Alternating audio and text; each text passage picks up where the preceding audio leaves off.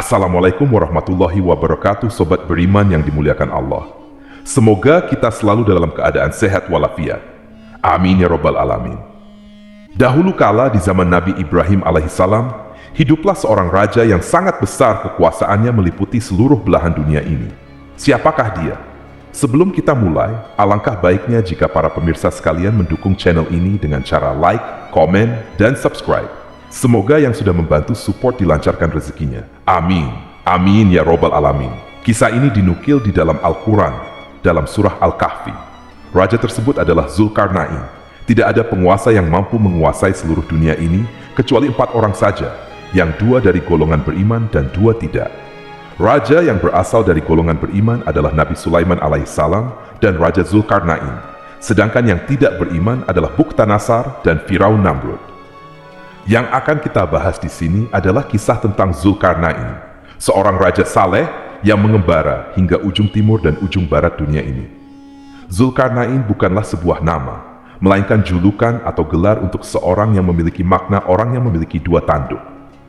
Namun, 2 tanduk di sini memiliki arti orang yang mampu menaklukkan wilayah timur dan barat karena ia memiliki wilayah kekuasaan yang sangat luas.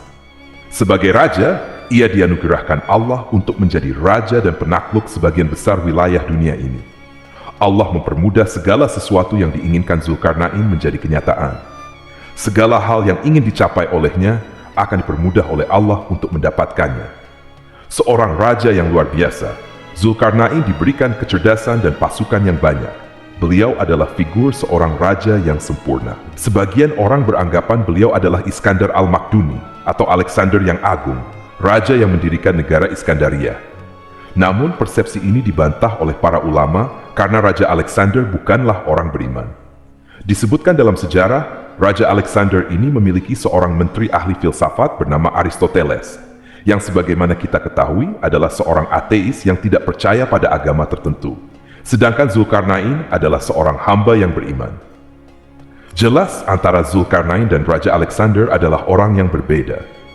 Tatkala Zulkarnain sedang berjalan bersama pasukannya menelusuri bumi dan menjelajah daerah kekuasaannya, suatu hari ia dan pasukannya menuju barat, di tempat tenggelamnya matahari.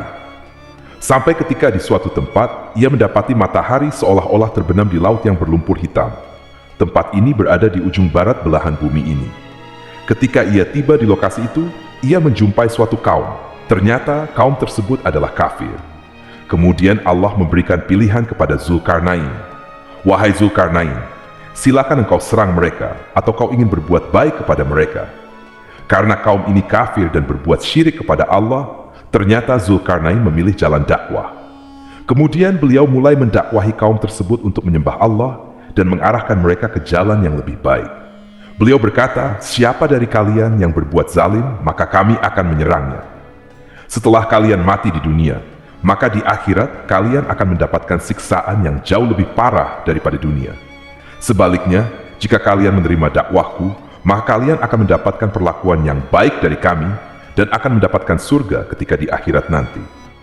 Begitu hebatnya pasukan dan kekuasaan Zulkarnain, beliau memberikan ultimatum kepada kaum ini setelah ia mendakwahi mereka. Setelah itu, Zulkarnain dan pasukannya berjalan menuju arah timur, paling ujung dunia ini. Ketika pada suatu hari ia tiba di suatu tempat terbitnya matahari, ia mendapati suatu kaum di sana yang tidak bisa berlindung dari teriknya matahari. Ada 2 pendapat dari ulama tentang tempat ini. Pendapat pertama beranggapan bahwa tempat ini dihuni suatu kaum yang sangat primitif, yang tidak tahu caranya membuat rumah sehingga mereka tidur di bawah terik matahari. Pendapat kedua beranggapan bahwa tempat ini adalah suatu tempat di mana mataharinya pernah terbenam. Kemudian Zulkarnain memberikan peringatan yang sama kepada kaum ini. Jika mereka menolak dakwah Zulkarnain, maka mereka akan diperangi. Begitu juga sebaliknya, karena mereka ini berada di bawah kekuasaan Zulkarnain. Perlu kalian ketahui bahwa wilayah kekuasaan beliau sangat luas, meliputi sebagian besar dari wilayah dunia ini. Setelah berdakwah pada kaum tersebut, beliau melanjutkan lagi perjalanannya yang, bila mana sebelumnya mereka ke ujung timur dan ujung barat, sekarang beliau menuju arah vertikal dunia ini. Tidak diketahui ke arah mana, apakah itu utara atau selatan. Yang diceritakan adalah beliau dan pasukannya menuju suatu tempat yang memiliki dua gunung yang besar dan tinggi. Di lokasi tersebut, beliau mendapati suatu kaum yang memiliki kosakata bahasa yang sangat rumit, dengan bahasa-bahasa yang Zulkarnain belum pernah ketahui, sehingga hampir-hampir bahasa mereka tidak bisa dimengerti oleh Zulkarnain dan pasukannya. Lalu bagaimana Zulkarnain bisa bicara dengan mereka? Bisa jadi Allah memberikan ilham berupa kemudahan untuk berkomunikasi dengan mereka, atau ada seorang penerjemah di sisi Zulkarnain yang kurang lebih mengerti bahasa mereka. Semua itu mudah bagi beliau, seorang raja yang saleh. Mustahil Allah tidak memudahkan segala sesuatu yang dilakukan beliau. Tatkala dilakukan komunikasi dengan kaum ini, ternyata mereka mengeluh karena di wilayah tersebut ada dua kabilah, yaitu Ya'juj dan Ma'juj, yang sering berbuat kerusakan. Mereka memohon kepada sang raja untuk dibuatkan dinding pemisah antara kaum ini dan kabilah Ya'juj dan Ma'juj, serta mereka akan memberikan upah kepada sang raja. Tentu saja ini adalah pekerjaan yang sangat berat secara logika. Bagaimana kita membuat sebuah tembok yang bisa terhubung antara gunung satu dan gunung lainnya? Kalaupun proyek ini dilakukan pada zaman sekarang, itu akan terasa sangat sulit.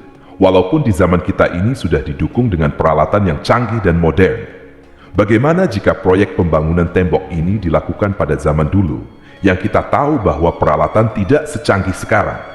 Di manakah tempat ini? Wasawab. Untuk lokasi tempat ini ada dua kemungkinan. Kemungkinan pertama berasal dari Syekh Hamdi bin Hamzah Abu Zaid yang menerbitkan sebuah buku di tahun 2007. Di situ beliau beranggapan tembok Cina adalah tembok yang dibangun oleh Zulkarnain. Menurut penelitian Syekh Hamdi, beliau menyimpulkan bahwa kabilah Ya'juj dan Ma'juj adalah bangsa Mongol dari utara yang merusak dan menghancurkan negeri-negeri yang mereka taklukkan. Kemungkinan kedua, ada yang berasumsi bahwa tembok itu berada di lokasi antara Azerbaijan dan Armenia. Di area itu terdapat gunung yang mirip dengan yang dikatakan dalam cerita Raja Zulkarnain. Menurut cerita dari warga setempat, ketika mereka berada di dekat gunung itu, mereka merasakan bulu romanya berdiri, luar biasa. Suatu kondisi badan yang mengalami situasi merinding yang tak jelas asalnya dari mana. Jadi, tak ada seorang warga pun yang berani menjelajah wilayah tersebut. Ketika suatu hari mereka memberanikan diri untuk bersama-sama mengunjungi lokasi itu lebih jauh dekat gunung tersebut, mereka mendengar suara riuh seperti orang yang sedang bekerja, memukul-mukul sesuatu secara beramai-ramai. Ada juga cerita dari warga sekitar bahwa mereka melihat manusia yang berdiri di atas gunung, kemudian terhempas angin yang kencang sehingga mereka jatuh lagi ke dalam gunung itu. Tapi sampai saat ini tidak diketahui kebenaran tentang lokasi persis dari dua kemungkinan yang kita utarakan tadi. Kembali lagi ke cerita ketika kaum tersebut memohon kepada sang raja untuk dibuatkan sebuah dinding pembatas yang memisahkan antara kaum itu dan kabilah Ya'juj dan Ma'juj. Mereka akan memberikan upah kepada Zulkarnain apabila permintaan itu dipenuhi. Namun sang raja menolaknya. Beliau berkata, "Apa yang telah Allah berikan lebih baik daripada yang akan kalian berikan kepadaku." Zulkarnain meminta kepada mereka untuk membantu proses pembangunan dinding tersebut. Kemudian, setelah kesepakatan terjadi, mereka memulai proyek pembangunan dinding pemisah tersebut. Langkah pertama, sang raja meminta potongan-potongan besi dari kaum tersebut. Tentunya besi yang sangat banyak, karena ditujukan untuk menutupi dua buah gunung. Lalu beliau memerintahkan untuk menyusun potongan-potongan besi tersebut sehingga menutupi dua gunung itu. Setelah potongan besi itu rata di antara dua buah gunung, maka panaskanlah tumpukan besi itu dengan api. Dan ketika besi itu sudah panas, sehingga muncul nyala api karena saking panasnya besi tersebut, lalu tuangkanlah cairan tembaga di atasnya. Maksudnya di sini adalah, mereka menuangkan tembaga cair yang sudah dipanaskan dari atas gunung, sehingga seluruh lapisan besi yang telah dipanaskan tadi tertutupi. Nah, sekarang pertanyaannya adalah, bagaimana bisa orang di zaman dahulu melakukan itu semua? Kalau dipikir secara logika, api sebesar apa yang bisa memanaskan tumpukan besi setinggi gunung? Dan bagaimana caranya menuangkan tembaga panas dari atas gunung? Perlu kita ketahui bahwa untuk menutupi gunung diperlukan tembaga dalam jumlah yang sangat banyak. Dan bagaimana cara mereka membawa cairan tersebut ke atas gunung? Sungguh di luar nalar pikiran manusia, tapi inilah kenyataan yang terjadi pada waktu itu. Bisa kita simpulkan bahwa Zulkarnain memiliki kecerdasan di atas rata-rata manusia pada umumnya karena sudah memiliki teknologi secanggih itu pada zamannya. Bahwasanya jika besi dicampur dengan tembaga, akan menjadi material baru yang sangat kuat. Diceritakan di sini bahwa Zulkarnain mencampurkan dua logam yang berbeda sehingga menghasilkan logam yang baru. Sungguh sebuah dinding yang sangat kuat dan luar biasa yang telah mereka bangun. Tapi luar biasanya, Zulkarnain tidak membanggakan dirinya sendiri ketika telah menyelesaikan proyek tersebut. Dia tidak ujub sama sekali. Dia bilang, "Ini rahmat dari Rabbku." Kemudian dia berkata lagi, "Jika pada suatu hari atas izin Rabbku, dinding ini akan luluh." Maksudnya adalah dinding ini tak akan bertahan selama-lamanya. Suatu hari jika Rabb mengizinkan, dinding ini akan runtuh dan jebol. Di dalam sana, Yakjuj dan Makjuj setiap harinya berusaha melubangi dinding itu agar bisa keluar. Setiap hari mereka berupaya untuk membongkar dinding yang dibangun Zulkarnain tersebut. Jadi sampai hari ini, di dalam sana mereka beranak pinak, sehingga memiliki keturunan yang sangat banyak jumlahnya. Perlu diketahui, Yakjuj dan Makjuj adalah manusia sama seperti kita, sama-sama keturunan dari Nabi Adam alaihissalam. Hanya saja mereka memiliki keterbatasan yang tidak sama dengan manusia pada masa itu dan masa sekarang. Dua kabilah ini memiliki perawakan seperti orang Mongolia dengan bentuk wajah yang bulat, mata yang sipit, dan tubuh yang gemuk. Tatkala pada suatu hari dinding itu akan berhasil mereka lubangi, sehingga keluarlah semua dua kabilah ini dari tabir yang menutupi lokasi itu.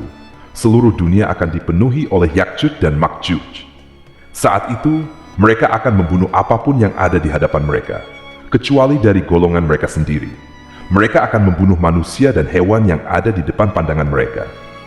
Pokoknya pada saat itu dikisahkan bahwa bumi ini porak-poranda karena ulah mereka. Lalu pertanyaannya adalah, kapan mereka keluar dari tembok besi itu? Mereka akan keluar tak lama setelah Dajjal dibunuh oleh Nabi Isa di gerbang Lut.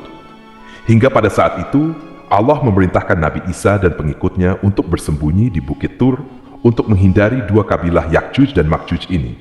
Luar biasa memang kekacauan yang ditimbulkan oleh mereka, sehingga Nabi Isa yang sanggup membunuh Dajjal pun tak mampu untuk menghadapi mereka. Kemudian pada suatu ketika, Nabi Isa berdoa kepada Allah untuk memusnahkan dua kabilah ini. Lalu Allah menurunkan binatang yang sangat banyak berupa ulat-ulat. Ulat-ulat ini akan menggerogoti leher dan badan Yakjuj dan Makjuj, sehingga mereka semua mati, tak tersisa satupun di dunia ini. Mendengar kabar bahwa Yakjuj dan Makjuj mati, maka Nabi Isa dan pengikutnya keluar dari tempat persembunyiannya. Tapi seluruh daratan, sejauh mata memandang, berisikan bangkai dari dua kabilah itu yang menimbulkan bau busuk yang sangat menyengat. Lalu kemudian Nabi Isa berdoa kepada Allah untuk membersihkan bumi ini dari bangkai Yakjuj dan Makjuj. Setelah itu, datang burung-burung yang jumlahnya sangat banyak, yang tidak diketahui dari arah mana asalnya. Burung ini memiliki postur yang besar seperti burung unta. Lalu yang dilakukan burung ini adalah mereka mengambil jasad Yakjuj dan Makjuj dan membuangnya entah di mana, apakah itu di laut atau di suatu tempat yang kita tidak ketahui. Untuk menghilangkan bau busuknya, maka Allah menurunkan hujan yang mengguyur seluruh daratan di muka bumi. Hasilnya, bumi kembali menjadi bersih seperti sedia kala. Jadi itulah cerita tentang Zulkarnain yang memiliki hubungan kait dengan Yakjuj dan Makjuj. Semoga cerita kali ini bermanfaat. Lebih dan kurangnya mohon dimaafkan.